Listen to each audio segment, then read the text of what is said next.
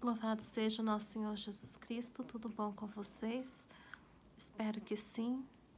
Espero que vocês tenham passado uma boa semana. Eu não pude gravar vídeos na semana passada, então a gente ficou sem o nosso encontro aqui. Mas hoje vamos ter o nosso conteúdo. Vamos falar da pureza de coração, que também é a retidão de intenção. Na sua intenção está toda a sua inclinação, né? Se é para Deus, ou se é para si, ou se é por causa de outra pessoa. Então, nós vamos tratar exatamente disso, né? Em primeiro lugar, né, devemos fugir da vanglória das nossas obras, né? Os jesuítas, né, Santo Inácio de Loyola colocou como lema, né, para a maior glória de Deus, né, a maior glória de Deus. E é um lema muito proveitoso também para as nossas obras, né? Que devemos sempre buscar a maior glória de Deus. Todo o nosso aproveitamento e toda a nossa perfeição estão nas obras que nós fazemos. A bondade e a perfeição das obras é conforme a retidão das nossas intenções. O que é uma intenção reta, né? A intenção reta, ela é exatamente direcionar apenas a Deus, né? Você não ter outra inclinação, outra vontade de agradar a ninguém que seja a Deus, né? Essa é a intenção reta, essa é a intenção pura, né? E puro é o coração que busca apenas a Deus nas suas obras. Nós temos o exemplo da própria natureza, né? Então, se uma árvore está doente, né, a raiz da árvore está doente, logo os frutos serão ruins, né? Não se pode consumir os frutos. Ora estão amargos, ora estão estragados, ora estão bichados. Da mesma forma, né? Nós somos como a árvore, né? E a intenção é essa raiz, né? Então, se a raiz está inclinada para si, para outra pessoa nas obras, os frutos já não são tão bons, né? Então, os frutos da nossa árvore espiritual, né, que somos nós, só são puros quando nós temos intenção de agradar apenas a Deus. Diz São Gregório, né, as virtudes são os alicerces da vida espiritual, né? E as virtudes, elas se fundam com a pureza de intenção, com um coração puro. Não se pode obter virtudes sem você ter essa pureza de coração. Por isso, nós devemos fugir da vanglória. Por quê? Porque na vanglória, o homem, ele quer algo que é próprio de Deus, né? O português até ajuda, né? A vanglória, a glória vã. Vã por quê? Porque não é você a causa daquilo que você está querendo, louvores, né? Então, o louvor e a glória pertencem apenas a Deus, que é quem te deu o dom de fazer determinada coisa. Santo Agostinho já diz, né? Aquele que quer ser louvado pelo que é um dom é um ladrão, porque quer tirar aquilo que é de Deus. Por quê? Porque Deus, ele te deu um determinado dom, mas ele poderia fazer diferente, não ter dado também. Então, se ele não tivesse te dado esse dom, você não teria essa inclinação, né, essa vontade de querer o louvor para si, entendeu? Você não teria absolutamente nada, né? Isso é a questão de qualquer dom da saúde, por exemplo, né? Você às vezes se vangloria muito das suas forças físicas, de você dar conta disso, daquilo, mas na verdade tudo isso é dom, não é você que faz as coisas. Nós colaboramos, né, para que os dons se desenvolvam, mas o dom é de Deus, então nós não podemos querer sermos louvados pelo que é de Deus, então devemos sempre direcionar tudo a Deus. As nossas obras têm duas finalidades, né? O proveito próprio, e do próximo e a glória de Deus. Muitos eremitas nem sempre vão poder produzir obras vistas pelas criaturas, né? Então tem o seu proveito próprio. Por quê? Porque você faz a vontade de Deus no seu dia a dia, né? Mas, por exemplo, se você tem algum apostolado na internet, então você tem já um pouco do proveito também das pessoas, né? Então a obra tem essa finalidade, edificar o próximo e a glória de Deus, né? Então, quando nós buscamos a nossa glória, né, nos dons, a gente perverte essa ordem, né? Então, roubamos o que é de Deus, o que a Deus é devido, e somos injustos com Deus. Então, por exemplo, você tem um dom de cantar, né, muito bonito. Então, a pessoa, ela começa a se orgulhar, né, porque ela acha que aquilo é dela e não que aquilo é de Deus, né? Mas se você tiver um problema na garganta e esse dom for tirado, você não tem mais nada, né? Deus pode fazer com que isso seja diferente. Ele poderia não ter te dado esse dom, né? Então, mas a partir do momento que você se vangloria e acha que isso é unicamente exclusivo seu, né? Então você rouba aquilo que Deus te deu, que na verdade isso não é seu, isso é de Deus.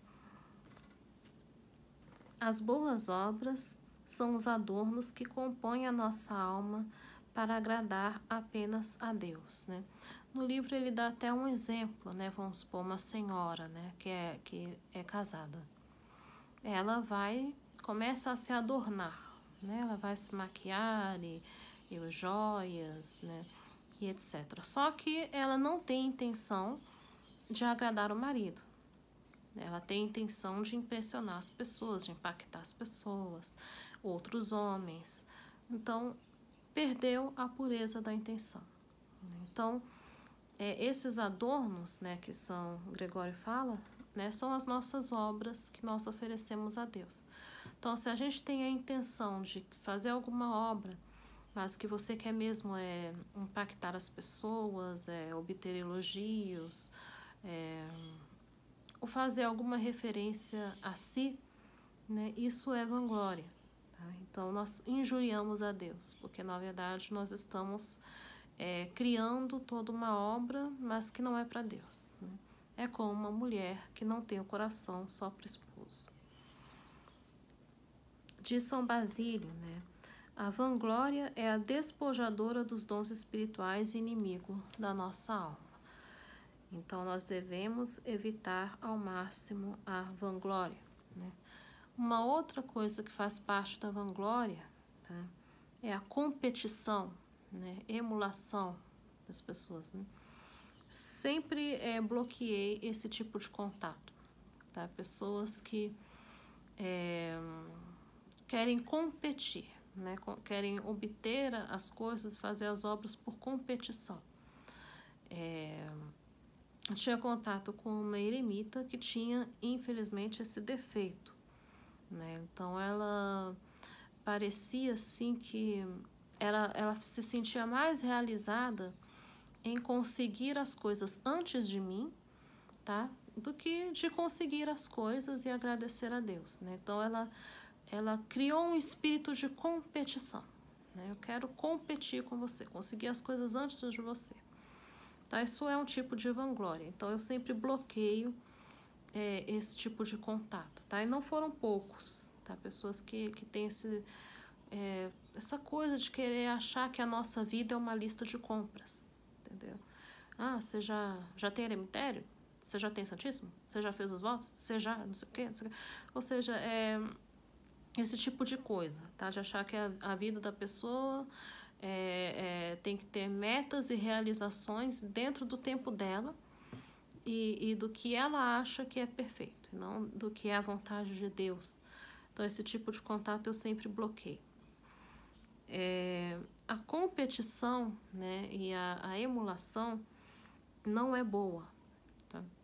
Existia em alguns noviciados a questão de haver disputas, por exemplo, no sentido de quem é mais silenciosa, de quem é mais isso, aquilo, pode ser interessante para um começo da vida espiritual, né? Mas para religiosos experimentados, você vai ter que aprender a fazer as coisas puramente por Deus, não porque você quer ganhar uma competição, entendeu?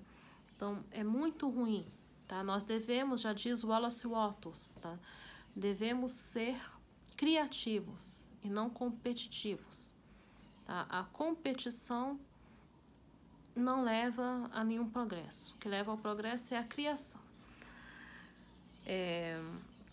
Aqui tem um exemplo muito interessante que caracteriza bem a pureza de intenção, tá? E realmente li esse exemplo na vida dos padres do deserto, que fala de São Pacômio, né? São Pacômio é o fundador do cenobitismo, tá? Apesar de que era um cenobitismo mais coletivo, né? E não fraterno, tá? Quem desenvolve mais a fraternidade mais para frente é São Bento. Então, São Pacômio fundou mais uma vida coletiva. Então, São Pacômio estava reunido com alguns irmãos muito observantes, né? Estavam ali discutindo algumas coisas espirituais, quando chega um irmão e ele traz na presença dele e daqueles irmãos 2 esteiras, né? E fala: veja, meu prior, eu fiz 2 esteiras, enquanto que a regra pede que façamos apenas uma. E São Pacômio se entristeceu com esse comentário, né? Porque falou, né, realmente o seu pecado não foi fazer 2 esteiras, né, enquanto todos os irmãos fazem uma esteira. Mas o seu pecado foi de você, além de fazer 2 esteiras, querer mostrar isso na presença aqui dos irmãos mais graves, para querer algum elogio ou alguma coisa, alguma recompensa em troca disso. Então, esse irmão, ele foi punido, né? São Pacômio o puniu, o castigou, e falou: deixa esse irmão numa cela, né, por um tempo, por alguns meses, e esse irmão vai fazer agora, todos os dias, 2 esteiras, sem que ninguém veja e ninguém saiba.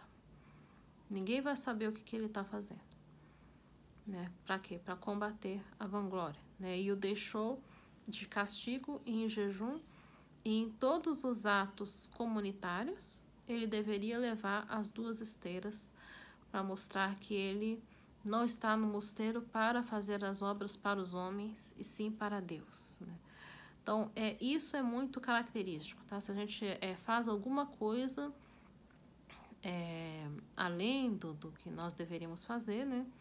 A gente já quer alguma recompensa, nem que seja né? Nossa, como você se esforça, né? Então, qualquer busca na mínima coisa das nossas obras, que a gente quer alguma recompensa humana, na verdade, nós já estamos contaminados pela vanglória. Aqui fala de alguns remédios para a vanglória, né?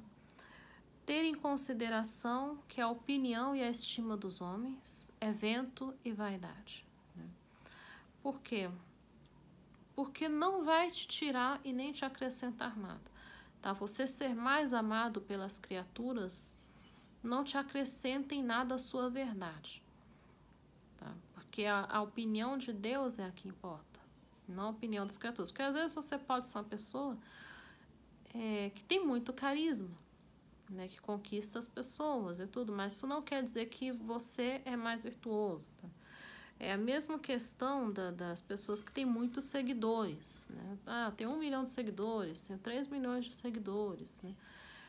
Número não é virtude, tá? Número não é virtude, tá? Eu sei que a igreja lá no fundo acha que tá? Mas assim, na perfeição, perante Deus, número não é virtude, tá? Eu tenho mais seguidores que Santa Catarina de Sena, por exemplo, que Santa Teresinha. Mas você acha que perante Deus Isso muda alguma coisa? Não muda. Não tenho a virtude, estou longe de ter a virtude de Santa Catarina de Sena ou de Santa Teresinha. Então, ter números de seguidores não é virtude. Tá? Pode ser o quê? Um resultado, tá, de um dom que Deus te deu, que é de Deus, não é seu isso. Isso não é seu. Tá? Esse dom é de Deus. Você deve atribuir a Deus isso, não a você. Então, número de pessoas que te acham maravilhosa, de pessoas que te elogiam, não é virtude. Tá? Vou repetir mais uma vez. Números não é virtude. Tá bom? Então, devemos considerar isso. Tá? Não é as criaturas achar e não achar que vai mudar alguma coisa. As criaturas não te dão e nem te tiram nada. Quem dá e tira é Deus. Tá?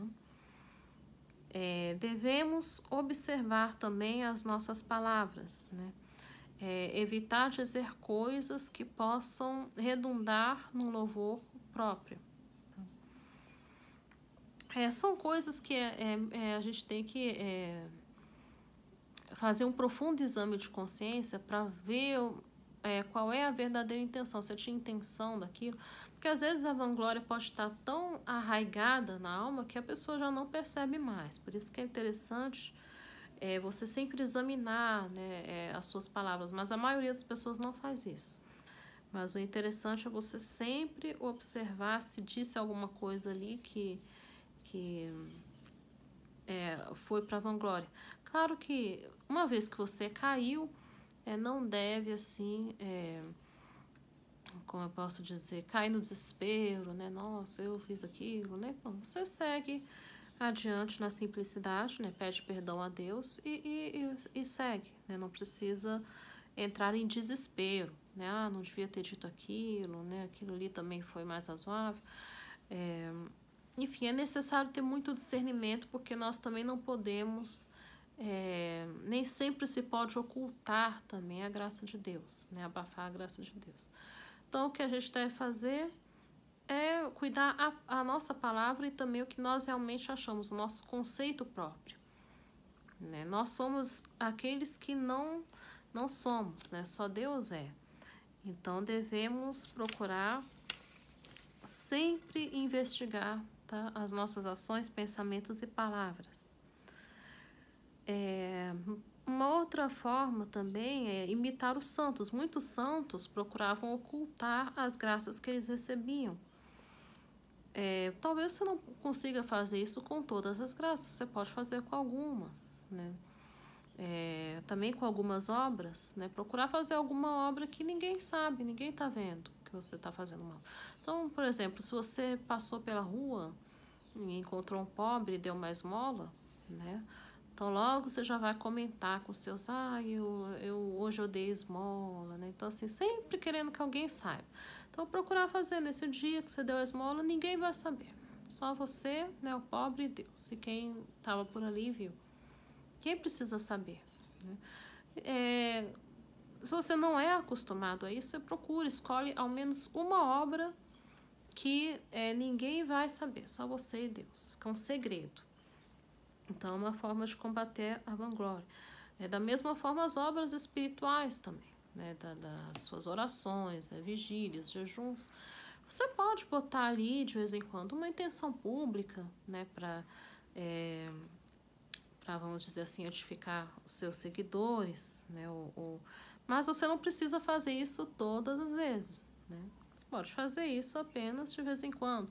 Ou falar com um grupo menor, que é da sua confiança e tudo, mas o interessante seria que só você e Deus soubesse que aquele dia você está em jejum, que aquele dia você está em vigília, que aquele dia você tirou o dia para oração, e de vez em quando, ali ocasionalmente, uma vez por ano ou duas, você põe ali uma intenção também para fervorar as pessoas, dizendo que você está rezando pelas pessoas. Mas, por exemplo, vou rezar o terço. Aí você põe nas redes sociais que vai rezar o terço por todos vocês, tá? Mas será que você precisa fazer isso todo santo dia? Né? Então, tira alguns dias em que você vai fazer e ninguém vai estar sabendo. Quando São Bernardo era muito elogiado pelas suas obras, né? Ele dizia, né? Não foi por você que eu comecei e nem vai ser por você que eu vou terminar as obras, né?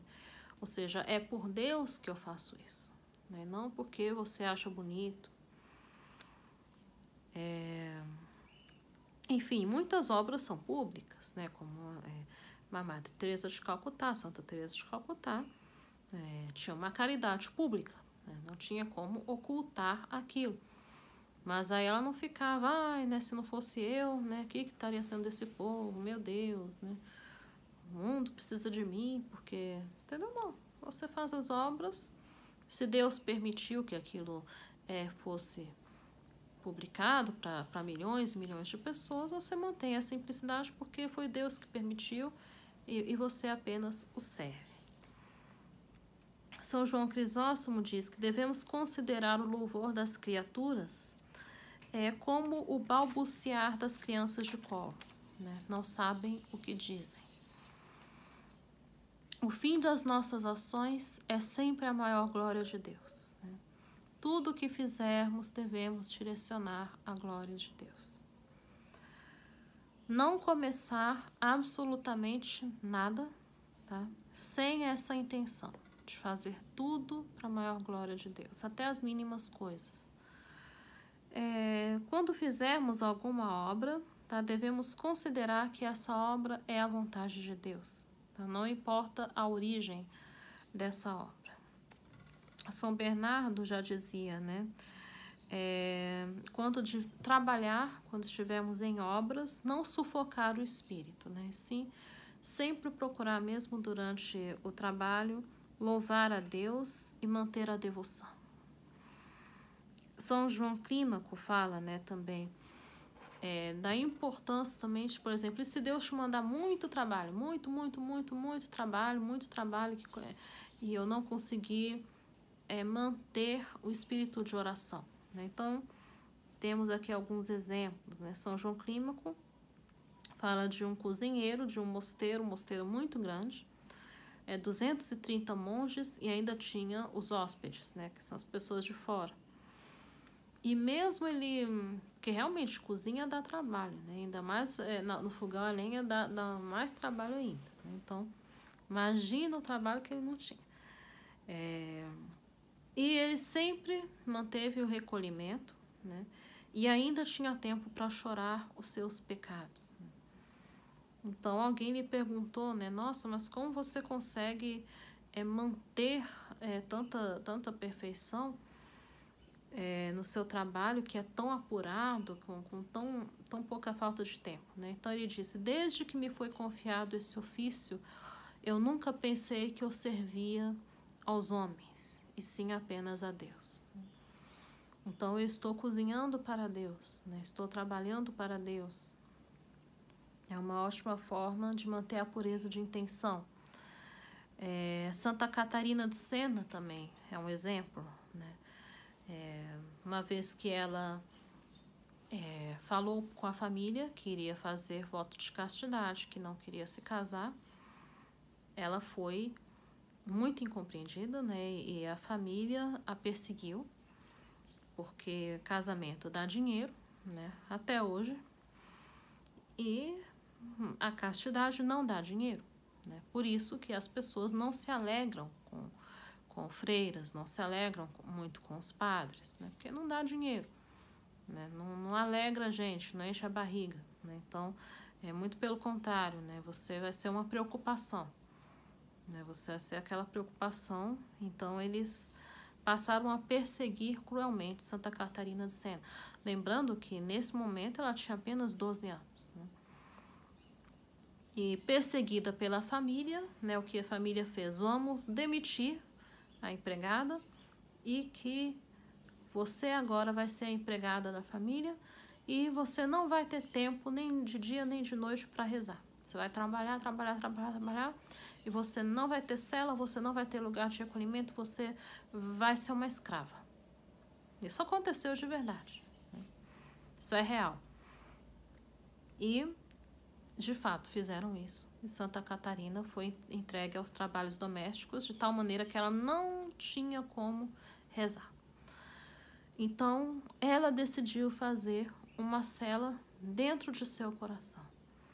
Porque essa cela, né, a cela, para quem não sabe, cela é o que nós chamamos de um quarto, onde o religioso fica recolhido e rezando, né? Isso significa cela, né? Então, ela fez uma cela espiritual dentro do seu coração, né? Que foi a base também de sua doutrina, a cela do autoconhecimento, né?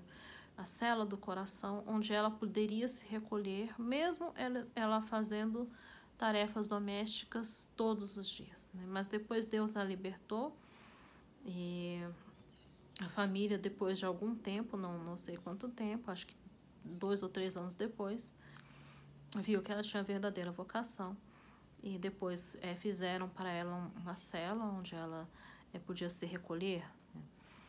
Então, mesmo não é o número de ocupações que pode te dissipar da presença de Deus, tá? E nós não devemos também nos justificar dizendo, é muito trabalho, isso e aquilo. Não, essa é a vontade de Deus, né? Então você cumpre. O religioso faz em tudo a vontade de Deus, né? Tem exemplo de São Geraldo Magela também, né? Ele tinha um bilhete na cela dele, onde ele dizia, aqui se faz a vontade de Deus, né? Sempre. Inclusive, quando ele estava agonizando, né? Ele morreu cedo, né? Não lembro com que idade, mas ele morreu cedo, acho que com 34 anos. Então ele dizia, eu quero morrer porque essa é a vontade de Deus. Nada mais do que isso. Não importa a minha inclinação. Essa é a vontade de Deus, então eu quero morrer porque essa é a vontade de Deus. A qualidade da vida religiosa não está no número de anos que nós servimos a Deus, né? Não importa em ter uma longa vida, mas vazia de intensidade e de obras verdadeiras, né? Não se trata de viver muito, mas de viver bem. Então, o tempo vai passar de qualquer maneira, né? Então, vai chegar um tempo que você vai ter 25 anos, 50 anos de vida religiosa, né? Mas nós não devemos focar no tempo, porque o tempo vai passar. O tempo sempre vai passar. A passagem de tempo não é mérito, entendeu? Mas eu estou perseverando e tudo. Sim, você está perseverando, mas com a graça de Deus, não porque você é alguma coisa, entendeu? Então, a gente sempre tem que ter essa noção, tá? Você está perseverando por graça de Deus, tá? Não porque você em si mesmo tem o domínio da virtude. Viver bem é fazer tudo com a retidão de intenção. Nem sempre as nossas obras também vão ser reconhecidas. Então, por exemplo, pode ser que a vontade de Deus é que você seja um irmão ali escondido e ninguém vai saber de você. Entendeu? Isso não quer dizer que aquele que tem milhões de seguidores é mais importante, entendeu? Antes ser santo e não ser conhecido por absolutamente ninguém, entendeu? Do que ter bilhões de seguidores e não fazer a vontade de Deus, entendeu? Não é questão disso, tá? Não é questão disso, né? Um padre, vamos supor, um padre mais conhecido, um padre Paulo Ricardo, pode ser tão santo quanto um padre de uma comunidade rural pequena que ninguém sabe que existe, entendeu? Talvez só 30 pessoas sabem que ele existe, entendeu? Não importa o número, não importa o número. Como saber se a minha intenção é pura diante de Deus? Primeiro, se você comparar o seu dom com o dom de outra pessoa, você não tem inveja. Então, por exemplo, você vê a obra que Deus faz na vida de outra pessoa, né? Eu não sei, vamos supor, essa pessoa criou uma congregação e já tem ali centenas de membros. Então, você olha aquilo e fala, nossa, né? Que obra, né? Que coisa. e você não sente inveja. Por quê? Porque Deus quis assim. E pronto. Aquele eremita, ele tem um eremitério ali de 3 andares e tá ali, e o bispo dele é bom, o bispo faz tudo para ele, o bispo ajuda, ele não teve que esperar nada, deu tudo certo para ele, aquela coisa. Você também não tem inveja. Por quê? Porque essa foi a vontade de Deus para ele, não é para você. Entendeu? Você não sabe. Você não sabe os caminhos de Deus. Você não sabe. Talvez se aquele irmão estivesse no seu lugar, ele não aguentava uma semana. Né? Então, são coisas que a gente tem sempre que levar em consideração. Tá? Então, você não tem inveja dos dons das outras pessoas. Você está sereno. Uma outra coisa, você se mantém em paz se ninguém te agradece. Ninguém te agradeceu do bem que você fez. Você continua em paz. Você fez uma grande obra, você ficou ali a semana inteira ali trabalhando, ninguém te agradeceu. Se você fica incomodado e fica, mas ninguém me agradeceu, ninguém me deu não sei o que e tal, é sinal de que a sua intenção não é pura. Tá? Então, se você ninguém te elogiou, ninguém te agradeceu, você continua sereno, entendeu? Porque não é para as pessoas que você está fazendo as suas obras, e sim para Deus. Tem até um exemplo aqui dos padres do deserto, né, de um monge que era enfermeiro e ele cuidou de um idoso, né, por 12 anos. Por 12 anos. E esses 12 anos, além dele não receber nenhum obrigado, nenhum incentivo, nesses 12 anos, ele ainda assim só recebia repreensões e injúrias, né? E no leito de morte, esse irmão idoso, né, chamou a comunidade, né, e disse: esse irmão é um santo, porque nesses 12 anos eu nunca lhe agradeci. Nesses 12 anos apenas lhe insultei, apenas lhe injuriei, e esse irmão sempre me serviu de boa vontade e com diligência. Então, essa é a perfeição. Por quê? Porque esse irmão tinha a Deus no coração. Ele servia a Deus, ele via a Deus. Ele não queria servir o irmão pelo irmão. Ele via primeiro a Deus. Então, essa é uma virtude sólida. Podemos crescer sempre na pureza de intenção, lembrando o nosso fim. Tá? Lembrando sempre com a mente na eternidade, buscando, né, a nossa união plena com Deus na eternidade. Isso pode ser também um outro ponto de vanglória, porque às vezes a gente pode se buscar a si mesmo até depois da morte. Né? Não, eu vou para o céu e aí finalmente Deus vai reconhecer tudo que eu fiz por ele e não sei o que. Então, não tanto buscar o céu como um consolo, uma recompensa de que você fez alguma coisa, né? E sim, porque Deus é justo, né? Ele não é como os homens são injustos, né? Então, o que você faz o bem e os homens não te recompensam por isso, e muito pelo contrário, às vezes até te punem, né? Então, Deus não pode ser assim, porque a justiça é atributo de Deus, né? Então, Deus vai te dar o céu, porque você cumpriu com a vontade dele. Você viveu em amizade com ele e morreu em amizade com ele. Então, quando pensamos no céu, devemos pensar que lá vamos louvar a Deus, porque ele é. Né? Então, por isso que devemos evitar muitas questões de que eu sou santinho, né? Um dia vão me canonizar. Né? Então, a pessoa nem está viva e ainda busca alguma coisa para si. Né? Nem está vivo mais e ainda assim ela busca a si mesma. Né? Então, se você cair no esquecimento, virar pó e cinza, e você ainda assim teve uma grande santidade, ninguém se lembrou, não importa. Entendeu? Importa que Deus se lembra, que Deus conhece e que Deus sabe. E que você vai passar a eternidade inteira unida a Deus.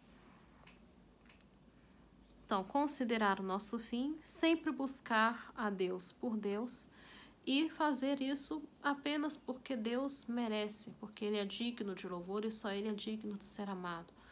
Então, eu vou ao céu porque Deus é digno de louvor, entendeu? Merecer, talvez a gente nunca mereça, né? Mas eu quero estar junto a Deus porque eu amo por Ele mesmo, não porque Ele me dá isso, me dá aquilo ou não dá, entendeu?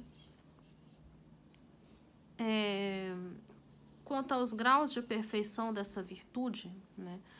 Nada de bom que você experimentar na vida vai ser semelhante a um único toque da graça de Deus.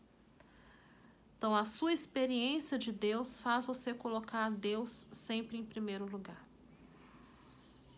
O abandono também, estar abandonado nas mãos de Deus, né? Esquecido de si, isso é um grau muito elevado. Tá? Mais adiante a gente vai ver, isso é mais para pessoas que têm uma grande união com Deus. Mas essa questão de abandono, esquecimento de si, ela é mais complexa. Tá? Então a gente vai tratar disso quando formos falar mais de mística. Né? E estar sempre feliz porque você está unido a Deus. Né? A sua força e a sua felicidade está na sua união com Deus. Né? Nada mais do que isso. Você pode sim ter consolações materiais, né, sem problema nenhum, mas o que você não pode fazer é botar todo o seu coração, né, no que é perecível, porque é onde você vai passar mais tempo, na terra ou na eternidade. Então, sempre ter em consideração isso, ser agradecido a Deus, né? A ingratidão fere muito ao coração de Deus. Então, sede agradecidos a Deus. Façam as coisas unicamente por Deus, esqueçam as criaturas. Esqueçam as criaturas. Deus sabe o tempo de tudo e procuremos, então, caminhar em união com Ele. A retidão de intenção e a pureza de coração é justamente isso. Esquecer as criaturas e tudo fazer por Deus, buscar unicamente a Deus. E mesmo na vida eremítica, ainda que haja poucas criaturas, né, não tem muitas criaturas ao nosso redor, né, mas a gente pode estar à busca de alguma satisfação remota, de que o bispo fique contente com você, de que um dia você venha a ter alguma fama, alguma coisa assim. Então, sempre é bom, mesmo na vida eremítica, onde tem poucas criaturas, a gente pode também estar fazendo as coisas buscando a si mesmo. Então, devemos ter muito cuidado. Claro que devemos evangelizar, devemos fazer as obras de Deus com todo o coração, com toda a perfeição possível, mas sempre lembrando que é por Ele, né, que é por Deus apenas. Tá? Fiquem com Deus. No próximo vídeo, vamos ter um vídeo mais longo, tá? Que vamos falar da vontade de Deus, de conformar-se à vontade de Deus, principalmente nas circunstâncias adversas e como lidar com tudo isso. Tá? Vai ser um vídeo longo, eu pensei em dividir em 2 vídeos, tá? Mas eu vejo que as pessoas tendem a assistir mais o primeiro vídeo e a metade não assiste o segundo. Então, acho que vou passar a fazer sempre um vídeo mais longo, e vocês vão assistindo aos poucos. Acho que é melhor assim. Tá? Então, no próximo vídeo vai ser um pouco mais longo, falando da vontade de Deus. Tá? Fiquem com Deus e Deus os abençoe. Em nome do Pai, do Filho e do Espírito Santo. Amém.